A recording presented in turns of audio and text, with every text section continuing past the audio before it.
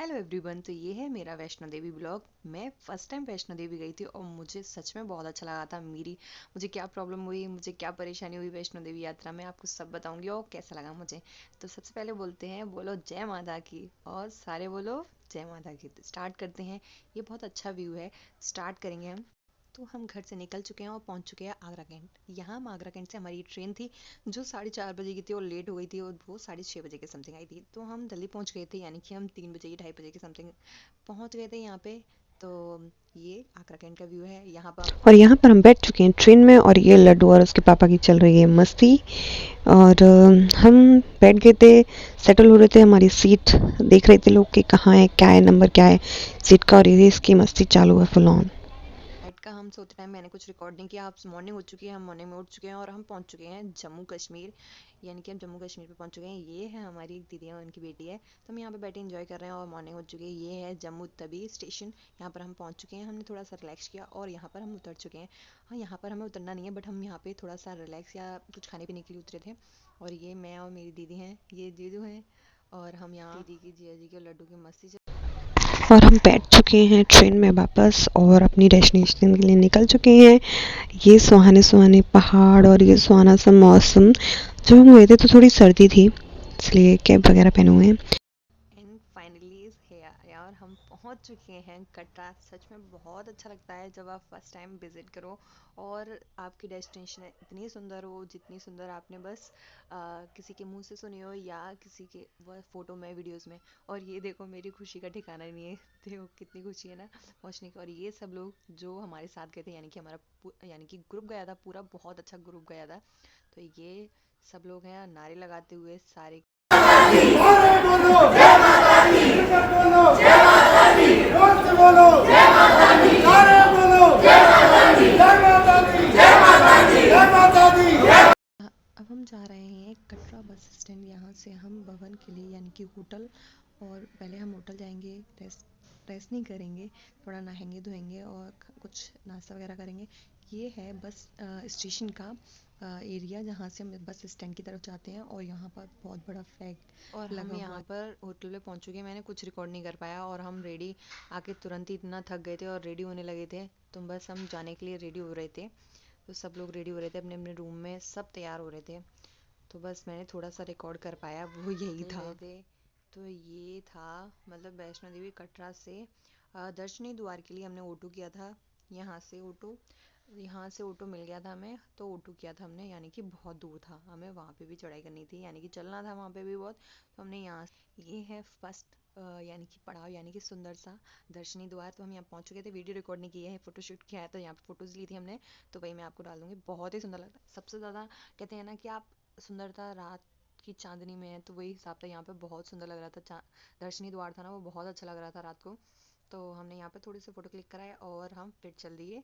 यहाँ से एंटर हुए हम, यहाँ से दर्शनी द्वार से। तो हमने चढ़ाई स्टार्ट कर दी थी। आई थिंक 7:30 बजे के 7:30 के अकॉर्डिंग हमने स्टार्ट की थी। ये हमने हमारी लड्डू के लिए ट्रॉलर लिया था, क्योंकि इसको लेके चलना ना बहुत मुश्किल है ये तो। और ये हमारी चढ़ाई की यात्रा थी, यानी कि दीदी हैं सच में। फिर आप मेरी मेरा जो पर्सनल एक्सपीरियंस था, कहते हैं ना, जो जब ये सुंदर सा व्यू देखते हैं तो ऐसा लगता है कि हाँ, माता आपके सामने ही है। और जब आप उनका नाम लेके चढ़ते हो ना, तो आपको सारे सारे दर्द, यानी कि जो पैरों में दर्द होता है ना, वो भूल जाते हो। और इतना अच्छा लगता है। जब हम गए थे ना, तो हमें कोई मतलब भीड़ भाड़ नहीं मिली थी रात को, क्योंकि जब हम गए थे ना, हड़ताल चल रही थी, तो बहुत चीज़ें बंद थी। यानी कि घोड़ा खच्चर वगैरह ये सब बंद था। तो बहुत कम लोग थे जो इस दिन थे, क्योंकि हम गए थे 18 दिसंबर को। तो इस दिन हड़ताल थी, तो बहुत कम ज़्यादा यहाँ पर मतलब भी। और और बहुत अच्छा लगता है जब आप जाते हो ना, माता के जयकारे लगाते हुए। और बहुत सारे लोग माता का जयकारा लगाते हुए जाते हैं। और इतना अच्छा लगता है, मन में ऐसा एकदम जोश सा आता है कि अब तो चली जाएंगे चली जाएंगे। और थोड़ा रुकने के बाद ऐसा लगता है आप चढ़ जाएंगे। और फिर यार इतना दर्द होता है पैरों में। बट हाँ, जब आप महल के दूर से दर्शन करते हो ना, तो आपको लगता है कि सच में बहुत सुंदर है। सच में कहते हैं ना, कठिन रास्तों से ही मंजिल बहुत सुंदर लगती है, और कठिन रास्तों पे चलने से ही मंजिल पाने का जो सुकून होता है ना, वो अच्छा लगता है। तो उसी का ये फील था, फर्स्ट टाइम था फील, कि वैष्णो देवी के दरबार में हम पहुंच चुके थे। कहते हैं ना, माता बुलाएंगी तो तभी जाना होगा, तो माता ने बुलाया हमें। और ये था व्यू। उस नाइट का व्यू था कहने भर से क्या, आंखें देखने में इतना सुंदर। रेस्ट किया वहाँ पे, एक रेस्ट रूम भी है, फ्री में मिलता है आपको और कोई टेंशन नहीं होती और बहुत अच्छे से आप रेस्ट कर सकते हो फ्री में। फ्री सर्विस है वहाँ पे, तो आप रेस्ट कर सकते हो। ये हमारे सुबह रोपवे पे जाने की तैयारी थी, तो ये रोपवे है, यानी कि भैरव बाबा की चढ़ाई करना बहुत मुश्किल था अब हमारे लिए, तो हमने ना ये थोड़ा सा आसान तरीका ही समझा जाने के लिए। फर्स्ट टाइम था तो नहीं चल सकते थे इतना, तो हमने ये माता का भवन जो रात में इसकी खूबसूरती ही अलग होती है, तो ये रोपवे है यानी कि उड़न खटोला। और एक्सपीरियंस मैं आपको बताऊंगी, ऐसा लग रहा था डर लगता है, वैसे भी मुझे ऊंचाई से डर लगता है, तो मुझे थोड़ा सा डर लग रहा था। ये सुहाने पर्वत क्या की तो बात ही अलग है। और ये रुकबे है और यहाँ पे हमारा टाइम का लाइन इतनी लंबी नहीं थी, बट ये थोड़े थोड़े लोग जाते हैं, कम से कम एक बार में 15-20 लोग जा सकते हैं। आप इसके लिए ना टिकट पहले से ही कराना, नहीं तो टिकट काउंटर पे मिल जाती है सुबह 8 बजे, मॉर्निंग 8 बजे रुपये का काउंटर ओपन हो जाता है, आप टिकट ले सकते हैं। वहाँ पे भीड़ मिलेगी इसलिए आपको ऑनलाइन टिकट करवा सकते हो। ये श्राइन बोर्ड पे है, श्राइन बोर्ड जो वैष्णो देवी का बोर्ड ऑनलाइन बोर्ड है, उस पर आप ये टिकट बुक करा सकते हो। हम जा रहे हैं भैरव बाबा की माता के दर्शन किए और भैरव बाबा को छोड़ नहीं सकते, इसलिए वहां पर जाना भी बहुत ज़रूरी था। तो ये व्यू है रोपवे से। मुझे थोड़ा सा डर लग रहा था क्योंकि ऊंचाई से डर लगता है, तो हमें थोड़ा सा डर लग रहा था। हमें तो नहीं, बस मुझे ही डर लग रहा था और किसी को डर नहीं लग रहा था। तो ये व्यू था ऊपर जाने का। मैं नीचे नहीं देख सकती क्योंकि डर लगता है मुझे, तो हम ऊपर जाने के लिए ऊपर जा रहे थे तब ये भैरव बाबा की चढ़ाई के लिए। तो हम यहाँ पहुँच चुके हैं भैरव बाबा के मंदिर के पास। यहाँ से एग्जिट है यानी कि रोपवे से। हम यहाँ से दर्शन करके दोबारा ही रिटर्न इस रोपवे से ही जाएंगे, यानी कि नीचे भवन के पास ही हम इसी उससे जाएंगे। और हम यहाँ से भैरव बाबा के यहाँ बहुत बड़े लंगूर हैं भाई, सामान बचा के रखना अपना, नहीं तो प्रसाद क्या आपसे सब कुछ ले जाएंगे, छीन ले जाएंगे, अपना थैला फैला बचा के रखना। तो हम यहाँ भैरव बाबा के दर्शन के लिए जा रहे हैं। लाइन इतनी लंबी नहीं थी, बहुत कम भीड़ थी। जिस टाइम पे हम गए थे बिल्कुल ऐसा लग रहा था जैसे कि आप भगवान ने साक्षात आपको टाइम दिया है, इस टाइम आना है और आपको अच्छे से दर्शन होंगे अच्छे से। तो ज़्यादा भीड़ नहीं थी, नॉर्मल लोग थे, लंबी लाइन नहीं थी। नहीं तो आप ये वेयरिंग देख रहे हो ना, इतनी भीड़ होती है कि 2-3 वेयरिंग एक साथ चलती हैं। और ये है भैरव बाबा के दर्शन हो गए, वहाँ का हमने कोई फोटो वोटो वीडियो नहीं लिए, दर्शन किए अच्छे आराम से, बहुत अच्छे से दर्शन हुए। ये है वहाँ के साइड में जो वहाँ पे बहुत अच्छी धूप आती है, वहाँ का व्यू है ये, और वहाँ बहुत अच्छा लगता है। और फिर बाद में हम वहाँ पे व्यू पे के बाद यहाँ पर लंगर भी मिलता है भैरव बाबा की तरफ, तो हमने यहाँ पर दाल चावल का लंगर था। सच में इतनी भूख लगी थी ना, कि बहुत भूख लगी थी, कुछ नहीं खाया था, तो ये लंगर खा के ना मन आत्मा तृप्त हो गई और हमारी भूख भी शांत हो गई।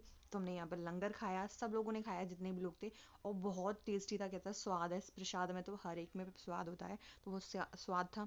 फिर हम दोबारा से धूप, थोड़ी यहाँ पे धूप खिली हुई आई थी, तो थोड़ा यहाँ पर रुके और रेस्ट किया। तो हमने यहाँ पे फोटो वोटो कराए थे। और यहाँ पे लंगूर की लंगूर बहुत ज़्यादा थे, बहुत ही ज़्यादा थे लंगूर, क्योंकि बहुत ज़्यादा थे। सब थक जाते हैं, बहुत गर्म है, बस गांठ मार रहे हैं, गांठ मार रहे हैं, चॉकलेट खत्म हो गई बेटी। और फिर बाद में हम रिटर्न रोपवे से आए थे। तो ये जब हम रिटर्न नीचे भवन की तरफ जाते हैं तो उसका व्यू है, आप सोच नहीं सकते कितना ही सुंदर व्यू होता है, बहुत सुंदर व्यू होता है। आप जाओगे ना एक बार, अगर आप पहुंच गए वैष्णो देवी, तो आपको ऐसा लगता है कि बस मन, आप जा तो कहीं भी सकते हो बट मन वो वहाँ। वहाँ से आने के बाद हम नीचे जाने यानी कि कटरा जाने के लिए नीचे आए।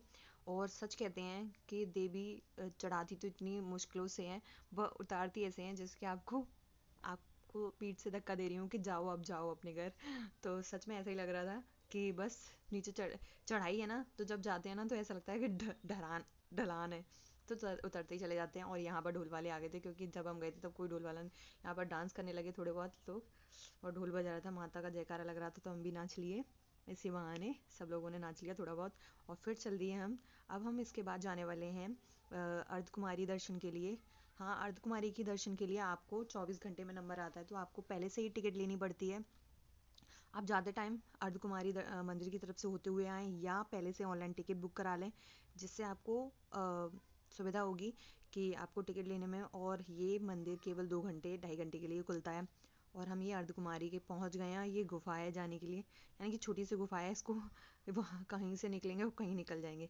छोटी सी गुफा है, बट हम अर्धकुमारी पहुंच गए। एक दुख था कि हमने अर्धकुमारी के दर्शन, गुफा के दर्शन नहीं कर पाए, क्योंकि हम थोड़े से लेट हो गए, आधे घंटे लेट थे हम, इसलिए जो गुफा थी जिसका टाइम था वो निकल गया था। तो हमें कोई बात नहीं, माता ने दर्शन नहीं देना चाहे तो यही थी। सारी सुविधाएं मिलेंगी, यानी कि सर्दियों में आप ट्रैवल करते हो, यानी कि सर्दियों में आप चढ़ाई करते हो तो आपको गर्म पानी की सुविधा मिलेगी, हर एक चीज़ की सुविधा मिलेगी।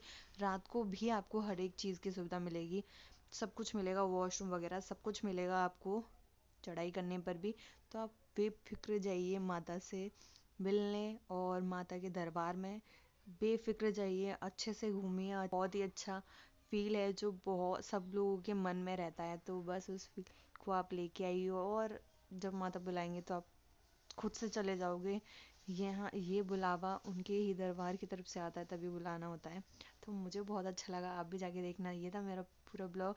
तो वीडियो को लाइक, शेयर, सब्सक्राइब ज़रूर कर देना। मिलते हैं आपको अगले ब्लॉग में, क्योंकि यहीं